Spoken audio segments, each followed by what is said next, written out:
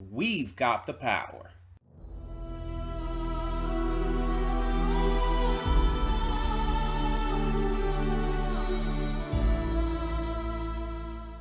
Hey everyone, welcome to Princess K. I'm your host Connie, and today we are here with episode 1 of Masters of the Universe Revolution.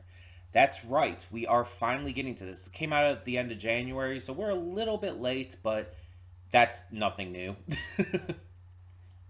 So, this is the sequel series to Masters of the Universe Revelation, and all I know about it is that it's only 5 episodes right now. If it goes by the same release schedule as Revelation, then the next set of episodes should be out by the end of May or beginning of June. Um, but I've heard no confirmation one way or the other on if that's actually going to be the case. That being said, this first set of episodes, we're gonna get through, and if nothing's out by the time we're done, we'll just move on and come back to the second half at some point in the future. So, what I know about this as well, though, in terms of plot and everything, is obviously Skeletor is going to continue to be a thing. The mechanized stuff, robots, whatever the fuck they're called. That was set up in season 1, and that wasn't really resolved yet. So they were hinted at the end to continue to be a thing, and it also kind of revealed who we were going to truly focus on as our next big bad, because we have seen the symbol of the evil Horde, and we know that Hordak is coming. So, for those who might not know, I did do reactions to She-Ra and the Princesses of Power, and Hordak is one of the main villains in that series. This Hordak, I'm assuming, is going to be a lot more intense. And I do already know he is voiced by Keith David, so that's not going to be a surprise, by the way. I do already know that. Um, I'm very interested to see like what he's like this in here comparatively, because as I've stated when we did Revelation, and as I've stated with She-Ra, I've seen some He-Man stuff like growing up, but I was never like massively into it. It's like I watched He-Man, I never really watched She-Ra at all, the original She-Ra series, spin-off of He-Man. But I was never like a big fan. It was just something I occasionally saw. So I don't know what Hordak was like in the original, but knowing kind of the goofy, silly tone of the original 80s He-Man and all, probably not very intimidating. Let's be completely honest here. Um, so I'm interested to see how they like bring him into the modern era and make him more intimidating, and what they do with Motherboard, by the way, the robot enemy Motherboard. What they do with like connections to that and with everything else that's going to happen here. I'm very, very excited to find out. But we have, going in from last time, Adam is back and everything full time. Tila is the new sorceress. Um, I believe Andra. It is Andra, right? I believe she got like a notable position in the court or whatnot. And yeah, I'm curious to see where this all goes, because it's going to be 10 episodes total. We only have 5 right now. So, excuse me. Unless certain things in this are just set up for like the future, how are we going to get through everything we have to get through? Because again, we have to get through the motherboard, we have to get through um, Hordak and everything. We have to cover a lot here. So I'm just wondering how they're going to pull that off in only 10 episodes. And I mean, there was a bit that they got through in the first season, but it mostly centered around like Skeletor with a couple others, you know, here and there. Evelyn, obviously. Um, but it just feels like they've introduced a lot that they're just not going to be able to resolve all this season. And mind you, if Hordak comes into play here and then that's not resolved this season, and Hordak just becomes the recurring big bad, I'm fine with that. But I'm just curious if that's going to be the thing, or if they're going to try to, like, you know, stop Hordak this season, because I feel like, I don't know. I just don't feel like they could do that with everything else they've got to resolve. But we'll see. We'll see. Now, keep in mind that I may not remember every little thing that happened in the first series. So, if there's anything that it's very clear I forgot, please just let me know. But, as always, no spoilers for the future episodes. I wish to go in as spoiler free as possible. And, yeah, we should be good. Um, and honestly, I'll probably remember a lot as I'm watching too. Like I remember Glowstick Skeletor. I don't think he was entirely dealt with. I don't remember. Um, but I guess it's a possibility he could come back, right? I don't know. We'll see. Wasn't the like, wasn't like heaven destroyed or something? Like the other world, heaven, afterlife, whatever the fuck you want to call it. Wasn't it kind of destroyed? Um, when Skeletor became, you know, for lack of a better term, the master of the universe, or was it when Lynn like took over the power and became Buff Lynn? I don't know. I'll get the hang of it. It might hell it might give a recap at the beginning. Um, either way, either way, I'm definitely excited to check this out. So let's get right into it. When the screen fades to black, pause this redirect and go to the description below. Follow the link to the reaction, and after you watch it, come back here to the redirect and resume play. Because after it fades to black and then fades back in, everything from that point forward will be my afterthoughts and will contain spoilers to the episode. So, that being said, thank you so much for tuning in, and I will see you at the reaction. And we are back, and we'll begin with spoilers in 3, 2, 1, now. So, I understand why they would want to get someone as big as William Shatner for this. And it's like, I've obviously heard and seen him in other things, but I mean, I feel like it's not too much of a, not too much of a unpopular opinion nowadays to just say, fuck William Shatner. The dude's an absolute fucking asshole. He's a piece of shit. Like, even other, like, Star Trek actors who have worked alongside him, like George Takei, have come out speaking out against how terrible he is and everything.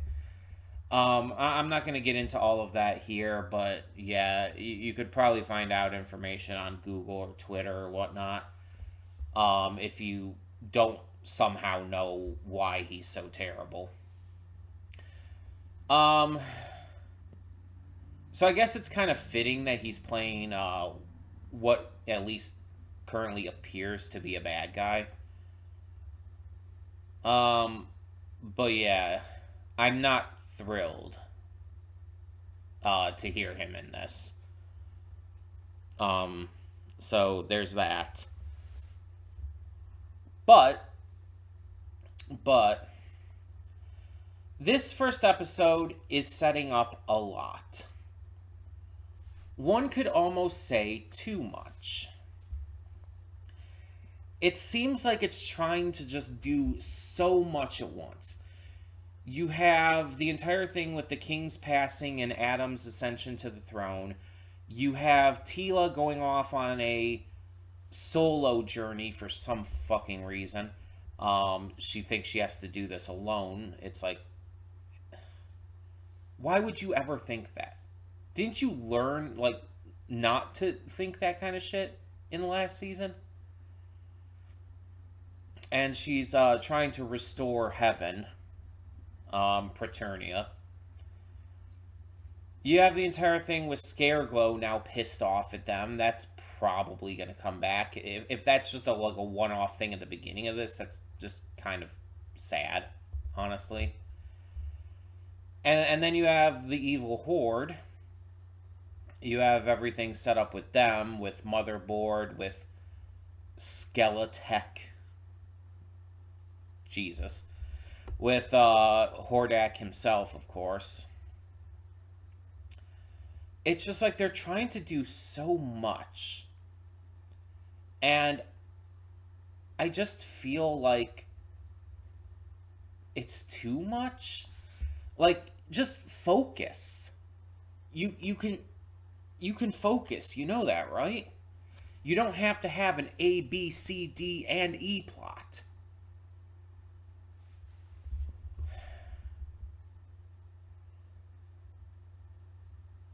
Just focus.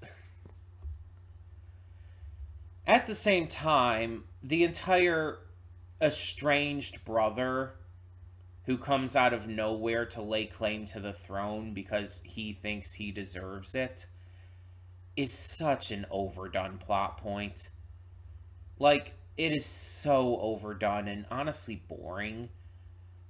Like, I'm not, like, necessarily doubting that this could work, that Kevin Smith and the team could make this work in some way, but I don't have the biggest hopes for it. And then on top of that, they're pushing this idea that Adam can't be both He-Man and King, which is bullshit. And I really hope that the series that this series goes in the direction that he realizes he can, that his father was wrong, that balancing the two sides to him is essential to him, and that trying to choose one or the other would actively hurt his character, because Adam is both. And he needs to be both for his character to work. He is Prince Adam, soon to be King Adam, and he is He-Man. You cannot have one without the other. So, if they actually make it so that he has to choose, and like someone else takes the power of He-Man or someone else takes the throne, I'm honestly going to be kind of pissed. Because that would just ruin his character.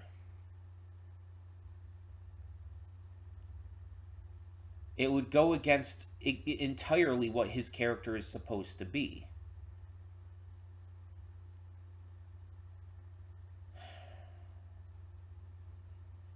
Not to mention his father telling him he has to pick and choose is also just kind of, like, terrible, considering, like, the last season had him learning to accept that his son is both. That He-Man was his son all along in the first place. But also that He-Man and Adam are the same person. So now telling him he has to choose between them is fucking ridiculous. It's like you're just reverting back to who you were before. You did so much growth and you came so far, you stopped being a terrible person, and you're just going to revert back into that? I really hope that these fears are quelled as this season goes on, because this opening episode like really like set up for some big disappointment later on if it's not handled well. There are some things in this first episode I really did not like. And mind you, I like this stuff going on with the Horde, Motherboard, Hordak, and all. That stuff's great. The setups for that were great. Seeing Andra fight as Man at Arms is great. A lot of awesome action in general, animation, all of that. But there's certain plot points I can't get behind. And hopefully that will change. And I think it comes down to where they take it. Because it really needs to, like... It's setting up very bland, stereotypical, and even just harmful to the narrative and characters plot points. And it needs to go against the stereotype here. It needs to break out of what's normal and instead make the right decisions in this regard. And I promise you, I'm not trying to sound like elitist or snobby or any shit like that. I really liked the first season of this, or series, whatever the fuck you want to call it. Revelation was great. And it did a lot of things that went against the norm. I mean, its heavy focus on Teela alone was enough of to prove that. But I'm just saying that the stuff they're setting up here is worrying. Because if they take it in the direction that they're hinting at right now, again, it goes against everything they've built up in the first series, in Revelation. It destroys all of the goodwill that Revelation created. And goes against the characters, the plot, everything. And then it's also just doing some very like boring, like stereotypical, overused plot lines that I just really don't care about. Honestly, it's probably going to make the Adam stuff in this, the A plot, and the Teela stuff, the B plot, with the evil Horde kind of acting in the background. But I think it should be the other way around. One, it should continue to have Teela kind of be the focused character. Switching to Adam at this point would just be... It's like, Teela being the focused character was part of what made Season 1 so great. And those idiot haters out there who were complaining about Adam not having enough, to do, are idiots.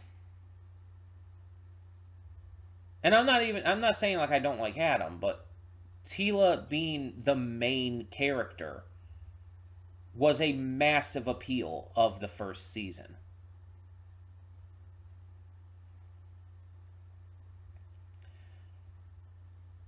And I really hope they just don't make these mistakes. Like, Teela should be the main character. Her plot should be the A plot, while Adam's is the B plot. And honestly, I really hope that this Adam plot is figured out quickly, because I just don't want to deal with the shit of such a generic ass boring idea. It's just, I don't understand why like this is still being shown. It's so overdone. It is so overdone. And then Tila going off on her own, it's like, I really hope Andra ends up like following after her or something. Because we really need like her to not be on her own. Maybe Orko as well. It's like I understand like she doesn't want to put anyone else in danger or worry them, that she thinks because she's sorceress now that she has to do this on her own. But that's bullshit, and she should know it's bullshit.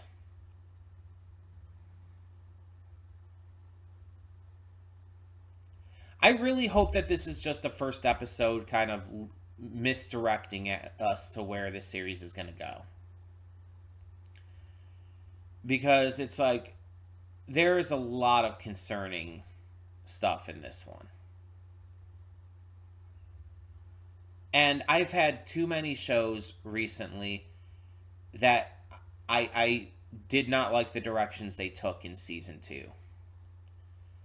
I don't need another show to do that to me.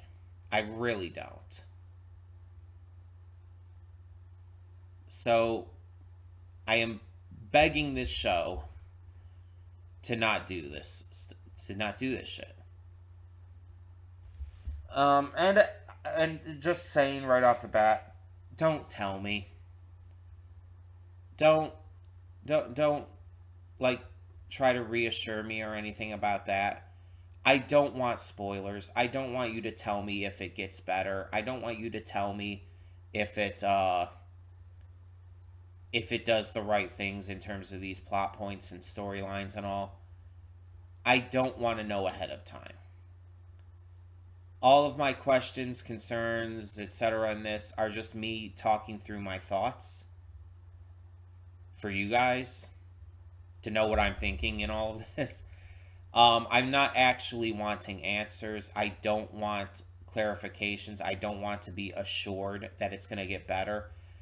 I'm going to watch and make my own decisions and come to my own conclusions and figure out if it gets better on my own. That's something that I need to discover on my own. But that all being said, tell me in the comments below, what did you think of this first episode of Masters of the Universe Revolution? And for now, I'm Connie, and I'm signing off. See y'all next time.